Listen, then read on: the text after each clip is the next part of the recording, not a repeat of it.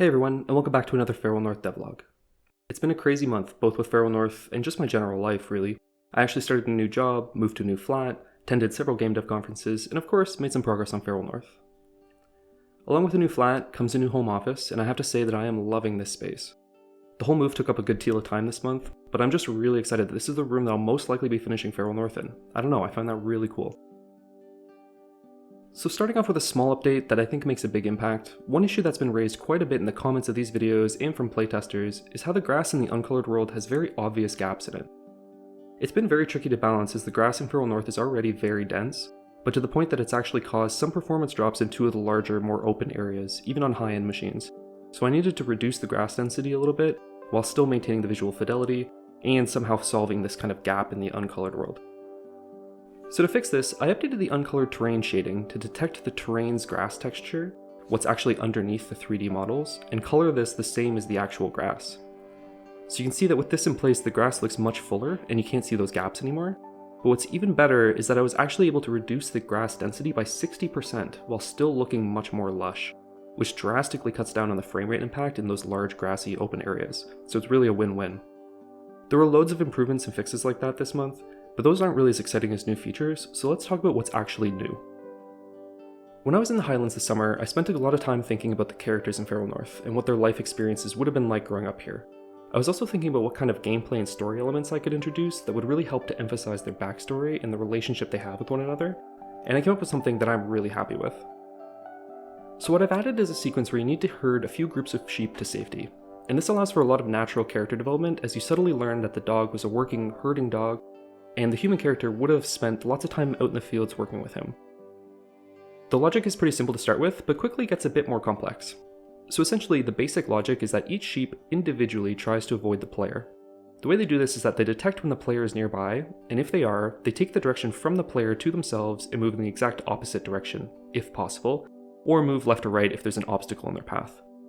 The closer the player is, the further away they'll try to move as if they're kind of scared, and if you bark, they scatter. So this works well, but I found that if you just keep the logic there, the sheep always end up getting separated, which isn't really realistic.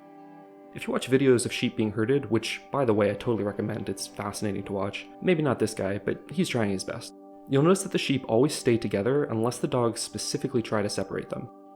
That's partially because the dog's job, of course, is to keep them together, but it's also because the dog is actually acting as prey to the sheep, and they understand that their safety in numbers, so they want to stick together. So in addition to avoiding the player, I added another layer of logic where they'll try to stick to the group whenever possible. Basically, the idea is that if they can get further away from the player while also moving closer to the average position of all the members of the herd, and their path to that average position of the herd won't move them closer to the player, then they'll give preference to that path.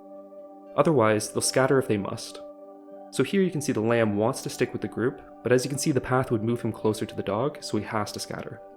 This way as the player, you can move the sheep more optimally by sticking to the outskirts of the group, kind of weaving back and forth, and keeping your distance so that you don't frighten them. This is exactly how real sheep herding works, so I think it works really nicely here. If you do scatter them, of course rounding them up isn't terribly difficult, but it will definitely slow you down some. So what I like so much about this mechanic is that the human character gets to be directly involved as opposed to being like a secondary bystander. She can give you cues through whistles that the dog would then interpret as their commands, allowing her to guide you as the player, and it just works on a number of levels. It was also really fun coming up with a whistle kind of command language, and each directional cue actually has its own set of sounds in the game that are distinct from the others. Of course, there needs to be a reason why you're actually guiding these wild sheep, and that's where the next update comes in, which is weather. A number of you have asked for this, so I got to work on it, and I'm pretty happy with how it's coming along. It's not a full-blown weather system where the weather randomly changes, but it's more for scripted sequences that call for different weather. The rain interacts with the environment as well, splashing when it hits a hard surface or water, and even detecting when you're in a cave or underneath an overhang and preventing rain from falling in that area. To go along with this new rain, I've added some rough ocean waters during rainstorms, and I'll surely be adding more weather effects in the future. Speaking of new environmental elements, I've also added this waterfall you see here. It's made up of a number of layered particle systems and shaders, and I've added a few different variations of this throughout the world. The sheep herding and weather systems give the human character so much more to do, and that leads into one of the biggest updates this month, which is voice acting.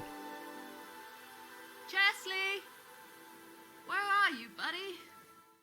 A friend of mine here in Edinburgh, Jo, has started lending her voice to the game, and I'm really excited by how it's coming together. There you are. I guess we should get going now, buddy. It's her first time voice acting, and it's my first time directing a voice actor, so we're definitely learning together as we go, and we've already had to re-record dozens of lines, but the voice acting is just bringing so much to the game, and I'm really excited for you to hear more of it. The path's washed out. How are we gonna get through? Also did a complete redesign of the memory visuals on the technical side. They're much nicer for me to work with, and they look way better, frankly. Previously I've been accomplishing the entire effect purely through shaders, but it was looking super outdated compared to the rest of the game's visuals, almost more suited to something like Tron. Now the character models are fuller, and a dense layer of particle effects is applied on top of the models, and it gives that ethereal and airy vibe that I've been trying to accomplish before. But Feral North isn't actually the only game I was working on this month. I also launched a custom Discord metagame. I was thinking with the number of people we have in the Discord now, we should be able to do some good and have a little bit of fun while Feral North develops. A former coworker and buddy of mine, Seth, released a new tool called the Good API, which allows you to plant real-life trees programmatically. As soon as I saw this, I knew it was something I wanted to find a way to incorporate into Feral North, and that's where the Discord game comes in. Each member aligns with one of 3 teams, red, blue, or yellow, joining their private team channel and competing in a weekly game to collect color fragments, our own little Discord currency, and use those to buy seeds. At the end of the week, the team with the most seeds wins, and their seeds are planted as real-life trees using the Good API, up to 50 a week so I don't go bankrupt. Trees aren't free after all. It's good fun, even though the red team has won every single week. I'm Team Yellow, by the way, and we could really use some help, so come join the Discord and help us plant some trees. Speaking of Discord, we also had game and art jams over the last month, and the theme for each was Upside Down, and I want to quickly share some of the winners with you guys. On the art side, we had Fakugoi, who took first place with this amazing interdimensional express piece. In second place, it was a tie between Arcania's Upside Down Twins, which are actually physically painted, and Manuel's cheeky Upside Down Country. On the game side, first place went to Ayugu Plays and Lambda for their game Antithesis, a 3D platformer where you can flip certain predefined objects upside down to progress through the level. We had another tie for second place, this time between Astaroth and his game Dodge, a retro 2D game where you dodge spikes and you're upside down to fit the theme. I have to say, I'm not sure being upside down really has a ton of impact on the game, but the voters really enjoyed the nostalgia, and I definitely see that.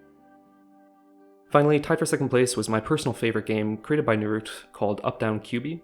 This 2D platformer packs a ton of surprising cleverness into its design, and Narut was able to get really a surprising number of gameplay elements out of this very simple mechanic of switching gravity. It was really well done, and I really recommend playing it. I actually think this game has the most potential and would love to see Narut continue with it.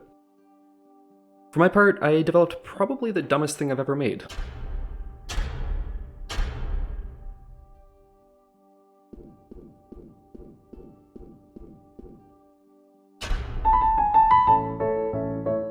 A game jam game where you use jam to make art for the art jam. Yeah. But it was fun to play around with HDRP, and I only wanted to dedicate a single day to the jam, so this is the best idea I came up with. How does it fit the theme? Well, you paint by putting jam on your bread and then turning it upside down. Yeah. Anyways, if you want to check the games out, I'll leave a link in the comments below. Anyways, that's going to be it for this one. Thank you so much for watching. Don't forget to wishlist Feral North on Steam, that's a huge help. Subscribe if you haven't already, and let me know down below what you think of the updates in this devlog. In any case, I'll see you next time. Bye for now.